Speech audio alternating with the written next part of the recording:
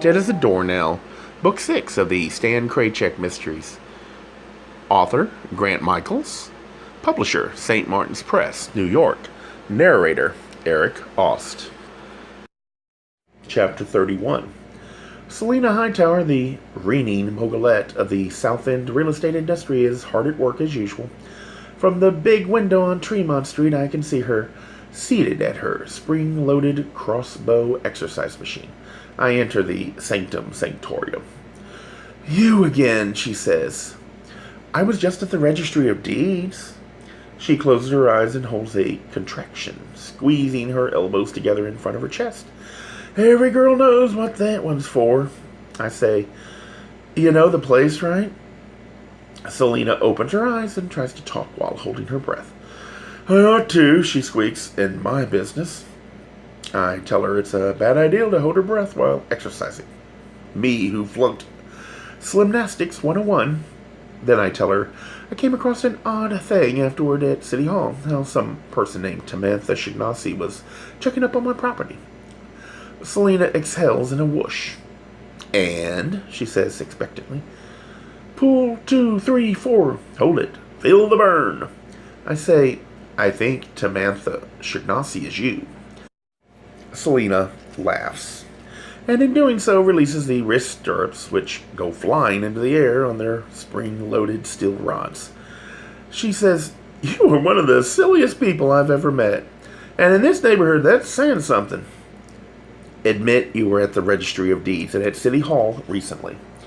"Of course I was," said Selina. "Sometimes I go a few times a week. It's part of my work." "Some of us do work, you know." "And the people down there know you, right?" "They'd better," she says. "Then why did you use Tim's name?"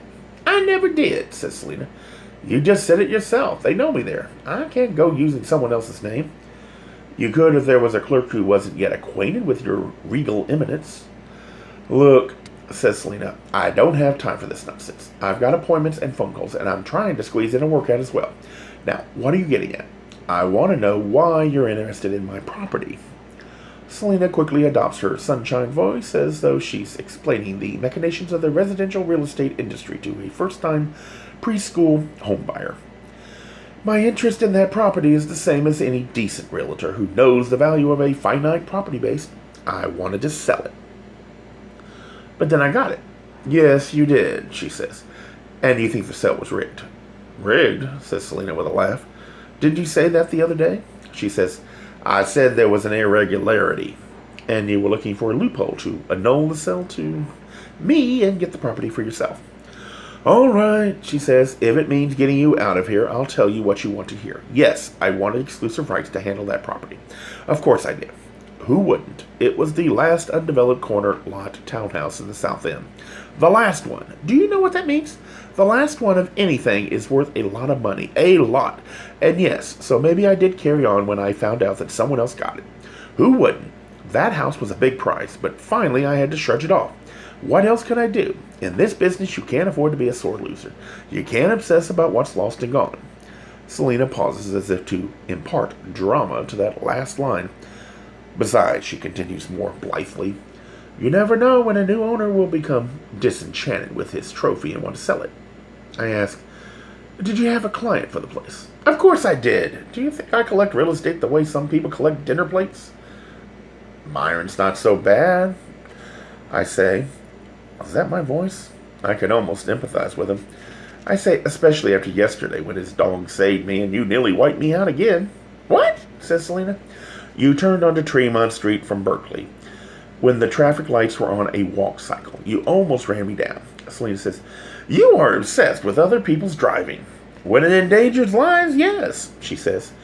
"And your life must be very dull if you have to go around accusing successful people of bad driving." Selina leans forward in her chair and reaches between her legs where she pulls out a little shelf from under the seat. Then she brings her knees up to her chest and rotates herself on the chair seat. She lowers her back so it's resting on the seat of the chair and her head is resting on the little shelf. Her legs, well, they're up in the air now. Yep. Right there on Tremont Street, Selina Hightower is portraying Miss Helium Hills for all the locals to see. She maneuvers her inverted body up into a kind of shoulder stand and stretches her legs and worms her ankles into the stirrups.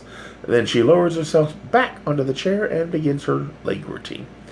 For some mysterious reason, her skirt never rises above mid-thigh. Maybe there's Velcro on her pantyhose. This is quite a versatile machine, I say. Selena says nothing as she pauses with her legs spread open to a near-perfect split. I watch and wait. Selena brings her legs together overhead. She performs a few more of their scissor-like exercises, and finally she says, "Was there something else you wanted?" I ask her. "I'd like to know about the client who was interested in my property." Selena is silent as she opens her legs again into that yawning split. "Well," I say. Selena laughs. "Do you really expect me to tell you that? Are you afraid I'll try to sell my house to them myself?" "That would be interesting to see," says Selena. "Or," I say, "is that special customer you? Maybe you wanted the property for a porn studio for your husband?" "Porn studio," she says with another laugh. And despite the laugh, Selena manages to hold the flat open split against the twanging tension of the steel bow arms overhead. All those abdominal crunches have paid off. "Are you out of your mind?" she says. "Why would anyone waste a priceless piece of property for something as precarious as a porn studio?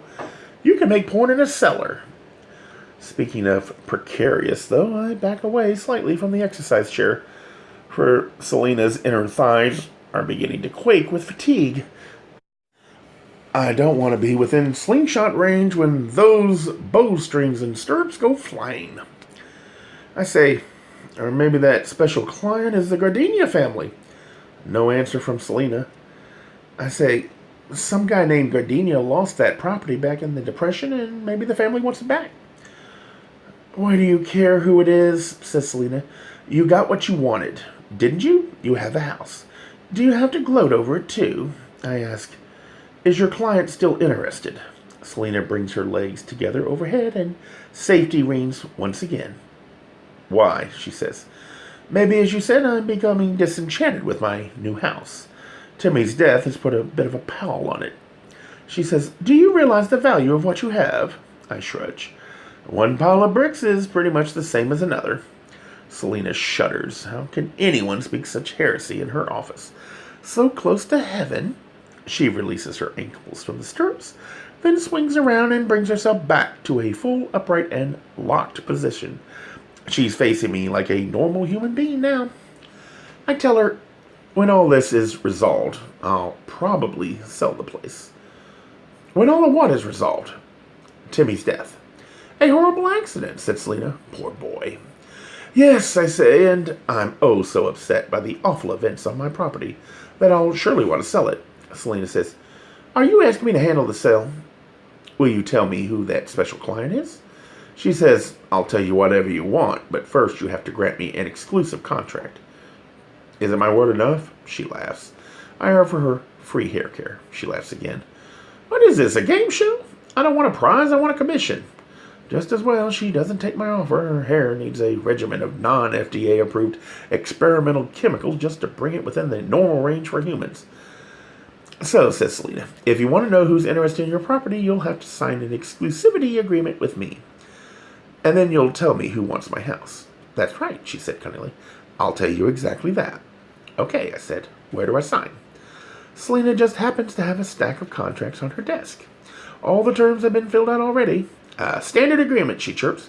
"All except my name and where I'm to sign it." She prints my name, misspelling Kraychik no less, and then shoves it toward me to sign.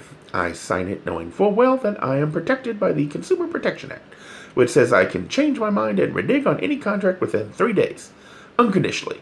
No questions asked, says the U.S. Supreme Court. I hand the signed contract back to Selena. "Now that we're in business," I say. "Who wanted my place?" Selena says the name without a moment's pause. "Tim Chignasi." My mouth hangs open. "That's right," says Selena. "Didn't you know? She loves the world from where she's sitting. Here you've been for the last 3 days running around like Henny Penny, and you didn't even know that?" She laughs a really belly crunch cackle.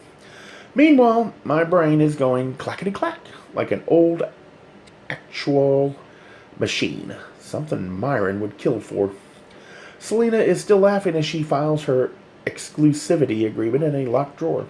Then she smiles at me as if to say, "Now, what are you going to do about that?" So Timmy wanted my house. But why? But why? I asked her. Why did Timmy want it? I sell property, she says. I don't try to shrink my clients. Not like me at the styling chair, Selena says. If Timmy was sensible, he would have subdivided the building into condos. Then, depending on the kind of work he put into the place, he would have cleared a few million at least. So cute little Tim Chignasi was also a calculating property developer? Or who knows, says Selena. Maybe he wanted it for that little girlfriend of his. Girlfriend, I say? Selena and I have a face-off. She means Angie, of course. Timmy wanted the house for Angie. Is that part of the simple answer I've been looking for? Angie? But the place is certainly wrong. Selena's office? Or does that make it right? I asked Selena. If Tim is dead, what good is that agreement I just signed? You can't sell the house to him now. That agreement, says Selena, hardly limits the buyer of your property to a dead person. I have more sense than that. And if you had any, you would have read the agreement before you signed it. At least the Supreme Court is on my side this time. Selena says smugly, now that we have a contract, I expect we'll get along better. Not when you get my formal retraction, doll. As I head for the door, I say, by the way, how do you really feel about Thorne's hobby? His hobby, she says. His interest in photograph. Erotica. You seem intrigued with my husband, says Selena. And he seems intrigued with good-looking young men. I don't keep tabs on Thorne, she says. I'll leave that to people like you. I can assure you of one thing, says Selena. Thorne isn't gay, not unless he's the best con artist in the world. My husband adores my body. He doesn't just make love, he devours me, every inch of me. A man in the closet isn't likely to do that, not with that kind of gusto. Thorne does. There isn't a patch of flesh on my body, inside or out, that he hasn't. You the picture, Selena? I doubt it, she says. Now, I've wasted enough time with you, so would you mind leaving? Is that a nice way to talk to a new client? I leave Gateway to Paradise and try to regain my bearings out on the sidewalk. Though I am on a quest for a simple answer, things are becoming more complicated. Did Tim Chignasi really want my house? Is that why he was so friendly toward me? Did he have secret plans that went awry? Was the wrong redhead killed that morning after all? If Tim did want my house, does that mean the Gardenias didn't? But why not? Why wouldn't Selena sell it to them in the first place? She'd have far more to gain from them than from Tim Chignasi. Has clever Selena thrown me off the track of that simple answer I'm seeking, merely by implicating Angie? My mind returns to Tremont Street, and I notice that Selena's husband, Thorne, has been watching me from the window of his store, Domestic Tech, across the street. After his recent escapades with the police, I wonder if his pure love for Timmy is still intact. In fact, given his special relationship with Timmy, Thorne can probably confirm whether Timmy really wanted my house. Why did the ex-redhead cross the street? To find out who killed the other redhead? Gay Mysteries audiobooks. I think it is easy to hate a label, but a face humanizes the word. So this effort is twofold. To offer comfort to those like myself that your world didn't end because you don't fit into the view of acceptable society on both sides. And in hopes of helping those with family that are LGBTQ, that it doesn't mean we are aliens from the child they once knew. Reassure them so they can maybe be supportive at the same time, being true to their values.